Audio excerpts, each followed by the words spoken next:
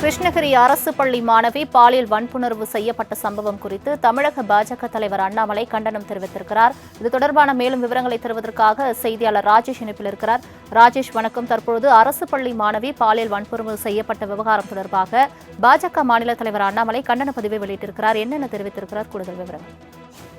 திருச்சி மணப்பாறையில் 4ஆம் வகுப்பு மாணவிக்கு பாலியல் தொல்லை கொடுத்ததாக தனியார் பள்ளி நிர்வாகிகள், அதே போல வேலூர் ரயில் பயணித்த கர்ப்பிணி பெண்ணுக்கு பாலியல் தொந்தரவு கொடுத்த ரயிலில் இருந்து தள்ளிவிடப்பட்ட வழக்கு உள்ளிட்டவைகளை மேற்கோள் காட்டி பாஜகவின் மாநில தலைவர் அண்ணாமலை ஒரு அறிக்கை ஒன்றை வெளியிட்டிருக்கிறார். அதில் பல்வேறு குற்றச்சாட்டுகளை முன்வைத்திருக்கிறார். தமிழகத்தில் ஒவ்வொரு நாளும் வெளியாகும் செய்திகளை படிக்கும் போதே மனம் பதபதைக்கிறது. பெண்களுக்கு எதிரான பாலியல் குற்றங்கள் நடைபெறாத நாளே இல்லை என்னும் அளவுக்கு நமது சமூகம் பாதுகாப்பற்றதாக மாறி வருகிறது என்று அவர் குற்றம் சாட்டியிருக்கிறார். எங்கு சென்று கொண்டிருக்கிறது தமிழகம்? மன்னன் எவ்வளியோ மக்கள் அவ்வளியே என்பதற்கேற்ப கையாலாகாத ஆட்சி நடத்தி கொண்டு குற்றவாளிகள் திமுகவினராக இருந்தால் அவர்களை காப்பாற்ற அரசு இயந்திரத்தை எந்த எல்லைக்கும் சென்று பயன்படுத்தும் திமுகவின் வழக்கத்தால் இந்த சமூக விரோதிகளுக்கு சட்டத்தின் மீதும் காவல்துறையின் மீது பயம் இல்லாமல் போய்விட்டது.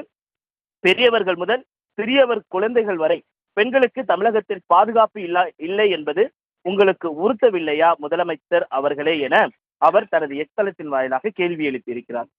தங்களின் முழு விவரங்களுக்கு நன்றி ராஜேஷ்.